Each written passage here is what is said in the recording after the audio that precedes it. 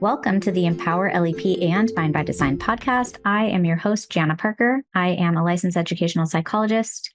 I am a group practice owner, and I'm the owner and mentor at Empower LEP. Today, I hosted Mohini Pollock, who is the owner, entrepreneur, and founder of Literacy Playground. You can find her at literacyplayground.org. You can find her on Instagram at Literacy Playground. She was a teacher, and she's created this business where she supports parents working with their kids in reading and writing. So instead of her being the educator with the kids, she actually helps to empower families. And she sends like these packages of books and materials and guidance to families all across the world in adorable little boxes. And she really helps to inspire both the love of reading and writing and also the connection with parents and their kids. So this is a really cool little business that I think everybody will benefit from hearing about and using or telling families about. And I hope you enjoy this conversation as much as I did. Welcome back, everybody, to the Empower LEP and Mind by Design podcast. We're doing a little dual podcasting here. I'm really happy to have Mohini Pollock joining me. Welcome.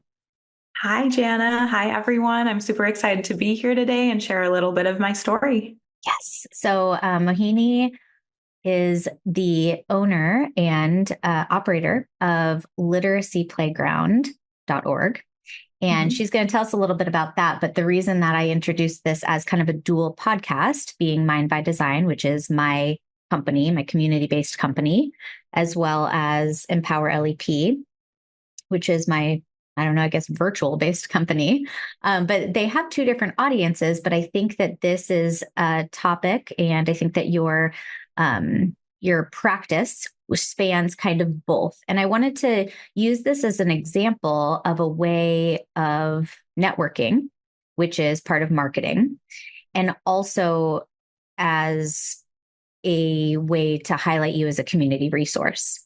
So, and I guess what I mean by that is, when I've told the story a couple of times, but back in 2020, when we had to, everything shifted to online, for a small business like mine that's community-based, connections in the community are super, super important. And I never felt like it was enough as a person who does evaluations to just say, well, I did this evaluation. I figured out what we needed to do. And now good luck, family. Like, here's your report. Go figure it out. I never felt like that was enough. I always felt like I needed to be able to kind of connect them to the next best thing that's going to help them, or give them a little menu of recommendations for what I think is going to help move the needle for their kid, because the assessment is only the first step. It's what happens after. It's what that family does with the information that is going to be most meaningful and help their student and their family. And so I was always very, very big on connections with people who I thought I could do a handoff to.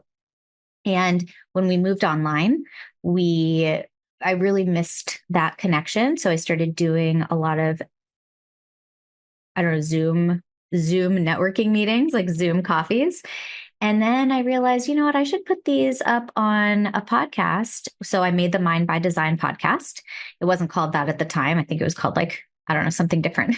But it was actually even before Mind by Design existed. It was when I had my like first company that wasn't when I wasn't incorporated yet. And I started it thinking, I'm going to just take my networking calls. I'm going to put them on podcasts, and then I'm going to attach them to my website and be able to have people find the people who I'm referring, families to, or just on their own, so that they have a warmer connection, so that they feel more connected to the people who they're going to potentially work with, right? It just makes for a nicer transition into working with somebody new. And so I did that. And then, everybody asked to do it was really excited and like felt important and just like felt like, yeah, cool, let's do this. And then maybe people will find me. So I was just trying to make those connections easier. And so I talk about that to my Empower LEP folks who are thinking about like, how do I market? How do I, do this? But also like I feel like this is kind of dual because you can talk to us from a person who is an educator turned entrepreneur and what that shift meant for you. But you can also talk to us about what you provide through Literacy Yes. Playground because it is worldwide and Yeah. it's really exciting. So that was a really long intro to like welcome to both the Mind by Design and Empower LEP podcast. All right. So I guess I'll start with speaking to the people listening who are educators and want to start their own practice or their own business. Yeah. I started my business about 3 years ago. At that point, I saw a need, right? I'd been working in schools for a while as both a interventionist and as a classroom teacher. And I noticed that there were too many kids going from kindergarten to first grade to second grade and beyond without getting the support they needed with the fundamentals of literacy. So I wanted to create a solution to that. And I knew as an educator, I could create the right curriculum for these children. I could work with parents and help them teach their kids fundamental reading and writing skills in a fun way that also helped them bond. Mm-hmm. So I started with that, right? Like you, I felt confident in my skills as an educator. After that, though, I learned that there were a lot of business skills that I did need to learn. And I think that as educators, we've gotten past the statement teaching is easy, right? We know how complex it is. We know how structured you need to be a good teacher. But even though I'd gotten past teaching is easy, I hadn't gotten past marketing is easy and sales is easy. I thought that education is all I needed to be good at when I started my business. I knew a little bit about entrepreneurship, but not I hadn't developed sales as a skill and marketing as a skill. So I think that, my first big piece of advice based on the last 3 years for me is marketing is a good thing, sales is a good thing. These are just tools to help people learn about you. Making sure you embrace the business side of things is definitely essential. And that they're actually really positive. Like Jana said, connecting is important if we want to support kids, especially kids with learning difficulties. They need a whole support team, and you need to have relationships in your community with people who you can refer families to, with people who will refer families to you. Like marketing sales in the end is just like communication and relationships, and they can be really positive things. And things that a lot of educators already are good at. That's such a good point because I think it's one of the things that we feel most uncomfortable with going from that consistent job and education where you just show up and everything comes and you don't have to do any marketing and any sales. And then you find yourself in a role where you're like, we get a little bit of imposter syndrome or get a little bit of like, oh, I feel like too salesy, but we always talk about how just like you started out with, you created your business to solve a problem. And you feel really confident that that is the need that you are filling. And so it's not like you are selling it, but you like wholeheartedly believe in it and it's true, and that is what we're all doing is filling a need. And we know when it doesn't feel right, when this isn't the right fit for a family, right? And we can say, oh, this isn't a good fit. Let me get you to somewhere else. But if it does feel like a good fit, you're like, oh yeah, I got this. Like I'm going to help you. Absolutely. Like you are depriving someone from working with you if you're not getting out there and telling people about who you are and what you do. I love that. Yeah. Yeah. Can you talk a little bit about how you grew your social media so well? Because you've got quite a thing going on there. Yeah. So if you are thinking about social media, if you've started posting on social media and you're not seeing the traction you want, I will definitely share my journey with you. I feel very comfortable. For example, I know that speaking to a camera is difficult for people. I feel very comfortable speaking to a camera. But 3 years ago, I didn't. Like the truth is that the same way we tell we repeat lessons with our students, we need to repeat skills like camera confidence with ourselves. Like Yeah. it showed up on camera over and over and over again. And it's when I look back at the videos from like 2 years ago or 3 years ago, they're cringy. I have no emotion on my face, but you have to get through that stage to get to the place where you feel comfortable. Mhm. So, and also it was posting over and over again that helped me figure out what my voice is. It helped me understand what my best offer was. So for me, I know this is not true for everyone and was not true for you, Jana, but for me, like Instagram was the first step for me in building my business. I started posting on Instagram when I was pregnant and when I was at home with my baby. So for me, like I was not in a place to build other parts of my business at that point, but creating content definitely made me feel like I was taking steps towards being ready to build my business, and really helped me figure out what my brand voice is and what my offer is. Like it all happened together. Then again, like Instagram is just a tool to connect. So posting and ghosting probably won't get you anywhere. What you want to do is post and connect with people, like send people messages, send people thoughtful voice messages, connect with them the same way you would in person. Instagram should just be a tool to make it a little easier to connect with people who might not live in the same town as you. And last, I'd say like don't be shy of like actually putting money in. Like once I figured out what my brand voice was, had somewhat of a posting schedule figured out, I did start marketing and putting money into Facebook ads. And that has helped me grow. Like most people who I know who are starting businesses and marketing on Instagram in 2024 are putting money into ads. And that's another skill that can be learned. So definitely don't shy away from that. Yeah, I will say you are the only person who's ever voice messaged me like a voice memo through Instagram. I didn't even know you could do that. But it was Yeah. very personal. I loved it. It was like, oh, like I didn't even know that this existed, but it was a nice personal touch. Yeah, it's a good way to connect. Yeah. Okay, so take us now just a little bit through, how you made this transition in from being an educator into what you've created for yourself now, and then it'll take us into your actual business. Okay. So, ooh, that's a tough one, honestly. Well, what made you, I'm thinking about like, you're an educator, like what is making you take the leap, whether it was, and how did that work for you, whether it was like personal or it like the system wasn't working for you anymore, or you just wanted more flexibility in your life, like what was going on for you?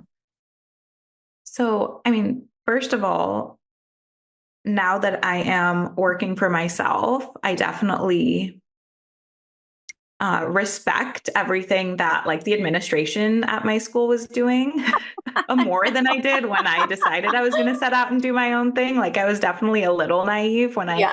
went out and said like, hey, I want to do things my own way. I didn't realize how much work it would take. So in retrospect, like, would I do it again? I don't know, knowing the path that I've taken and how much work it's taken. But Yeah. at that point, when I decided I was going to start my own business, I had had a really tough time teaching through the pandemic.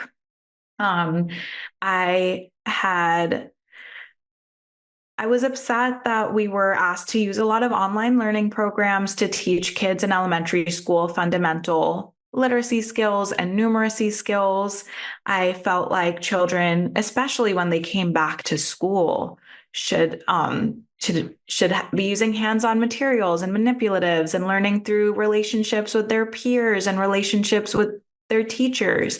And after getting through that 2021 school year on Zoom, where we were all like trying our best, like teachers were really soldiering forward to come back to school and then be asked to um, put kids on laptops and online learning programs, honestly, like was something that I could not get behind. Like in the last classroom I taught in, a third grade classroom, I spent a good amount of days in the summer organizing my classroom library. We had a great collection, great resources, setting up library expectations, a system for borrowing books. And as soon as school started, we started utilizing the library. And my principal said, get them to read on the online learning programs. That's where we get the data. And for me, she was asking me to do something that I knew was developmentally inappropriate. So that was definitely one of the moments that led to me deciding to take on literacy in my own way. And however, like I've always been an entrepreneurial person and like it's always been in the back of my head that I want to start something. I do think that I needed to be in education for a while to really understand the problem at hand and build a good solution. Yeah, absolutely. I always say all of the experience that I got working in schools helped me be better at what I'm doing now, for sure. Yes. Yeah. So then what happened? So then what happened? So it's definitely a nonlinear journey. Then I got pregnant, and during my pregnancy, I was teaching till around I taught until I was about 5 months pregnant, and then focused on both my pregnancy and just brainstorming, creating curriculum. I started working during my pregnancy and during my first year with baby. I worked with maybe like one family at a time, building a customized reading and writing program with them, helping them support their kids with reading and writing. And through that process, I learned what worked and what didn't, how to form a more scalable and impactful program. And then it was at the start of this year that I went all in full time into building my business. So for me, there's definitely been a long runway. I do think it's so important to validate your ideas, to test them before you go all in. And I'm glad I did that. Yeah, yeah. It's kind of like you had a little pilot program. Exactly. Okay, well then, so now what is Literacy Playground?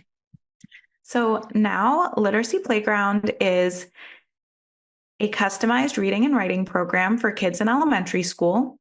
We really value making an impact one at a time. So we'll take our time to get to know mom, dad, or caregiver. They will teach us about their child, and then we'll build a reading and writing program for that child. What that means is that we deliver books, we deliver customized writing activities and a weekly routine to the family. And then the family has access to us for a year. So as they're implementing activities at home, they can always reach out and say, like, I did the activity, but my child still doesn't know how to read the word cat. Like, I've done it 3 times. What do we do now? And then we help troubleshoot. We provide advice because we really believe in like teaching and learning through relationships. And we understand that most parents aren't out to get like a master's in education. They really just want to see their kids succeed. So little tips from us throughout the year can really help them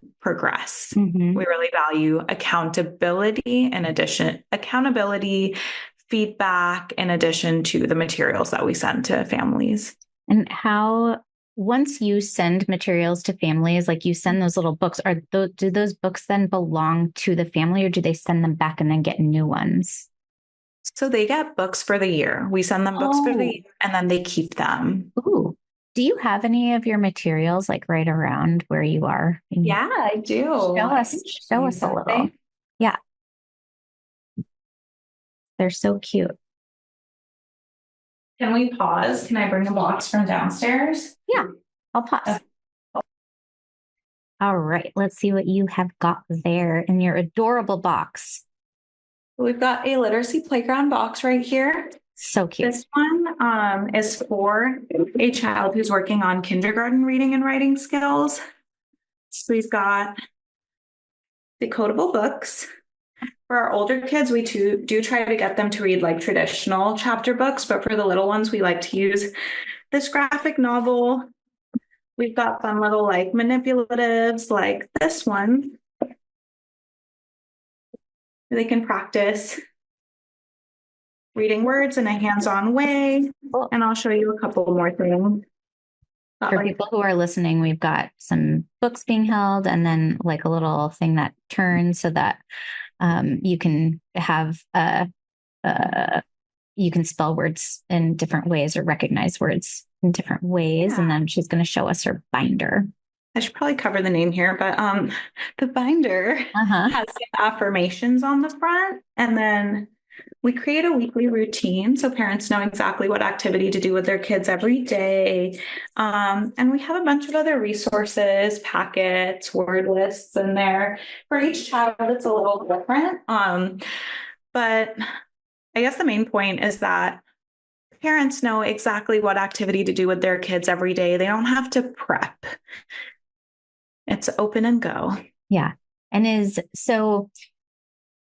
what is like kind of what kinds of kids are you looking for this kind of program? Because obviously it's not like they're seeing an interventionist. This isn't like, a kid with severe dyslexia is probably not only going to do your program, but tell us about who is finding benefit from this. What kind of kids? Yeah, so the kids who are finding benefit from our program are kids with mild learning difficulties, like mild dyslexia, mild dysgraphia, mild ADHD. Like we wish there was a mind by design everywhere, but there's a lot of places where there aren't, right? We are working with a family in the United Arab Emirates and outside Dubai, so in a more rural part of the United Arab Emirates, and mom is currently training so that she can screen her child for dysgraphia. And we're providing her with a structured system for supporting him with skills like handwriting and spelling and writing in an organized way. So there are kids who are not able to access diagnosis, assessment, and specialists. We help their parents get started with reinforcement at home. Because in the end, like children with learning difficulties often need a system and structure and someone with experience who can individualize activities for them. Right. So we can make a lot of progress through our program in areas that may not have the kinds of resources that we have here in the Bay Area. In terms of families we've served locally, we've served families of kids who did not get into the TK program. So that has been a theme. Like the kids didn't qualify for TK and mom wants to support them with literacy skills before they start kindergarten.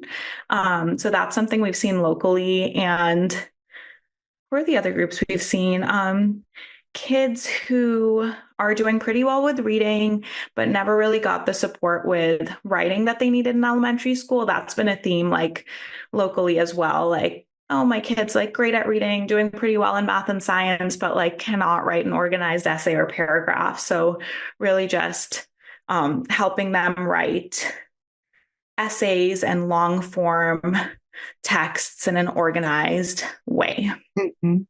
And so you set up a family, you have an intake call, you figure out what the needs are, then you build a kit for this child and family for the year. And how do you know? And then they have access to you throughout the year. Do you do any like scheduled coaching throughout the year or they reach out as needed? Yeah, so the way it works is that we check in with each family about twice a week. Oh, gosh. So we have a pretty concrete idea of what the family's working on through the week. And for the first month, we're pretty involved, trying to make sure the family is showing up and doing the activities. We keep track of things the way you would in a classroom, like binder. We're keeping track of every writing assignment in the binder, tracking progress through that. And parents are submitting written work to us. They're sending a photo of their child's written work every 2 weeks to us. So, we evaluate progress the way we would with our students in a classroom.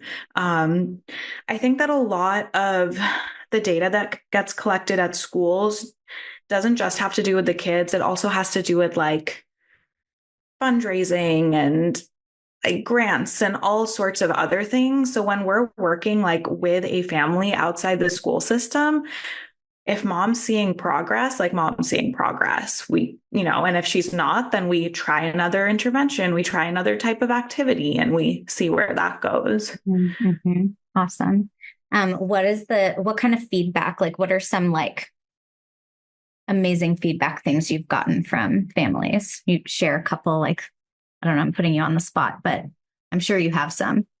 Yeah. One of the small wins that we see families of brand new readers have is that their kids will suddenly get like excited about reading when we provide them with like a variety of engaging books, because maybe they've only like seen Bob books before, or only seen like the same series of decodable readers over and over again. So we've definitely had like little kiddos like suddenly start saying like, oh, I like this, I want to read with my mommy, because we curated books that are slightly aligned with their interests.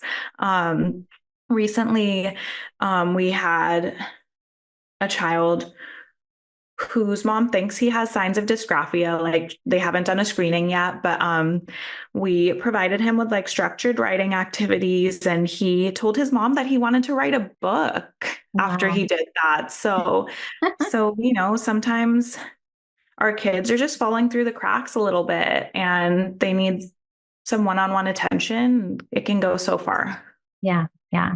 Oh, that's great. And like for you now as an entrepreneur and in doing this business and seeing how it's gone over the course of this year, like where do you see yourself going like next year, and what kinds of like how do you find your life, I guess, as, that makes sense.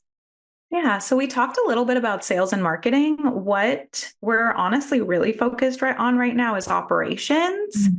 So since we are delivering like boxes of customized materials, we see our like now that I've got the marketing pillar figured out, I have to figure out how to deliver. So Yeah. for me, like that's what I'm focused on right now. How do I deliver more in terms of where do I see us going next year?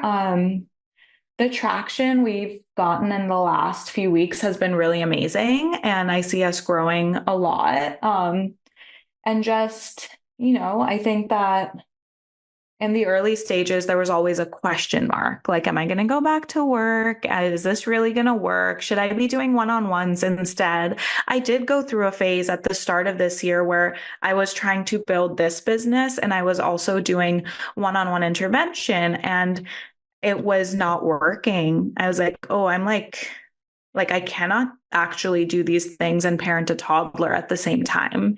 Yeah. Like I have to pick one. Right. So for me, that was hard because that meant saying no to an easier flow of income. Like it was not too hard to be like, hey, I have classroom teaching experience, master's of education. I can support your child with reading and writing one-on-one. Selling like, I think you can support your child with reading and writing through simple activities is much harder and Yeah. has required a lot more from me. But yeah, I did make that difficult decision at the start of the year to focus on this business. And now that I'm seeing traction, it's really exciting. And we definitely have big goals for next year. Like, just feeling like an established business, is where it starts. Like it's a great feeling to feel like, hey, I've built this and it's growing. And I think the next step is building team. I'm really excited about that. Yeah. Yeah.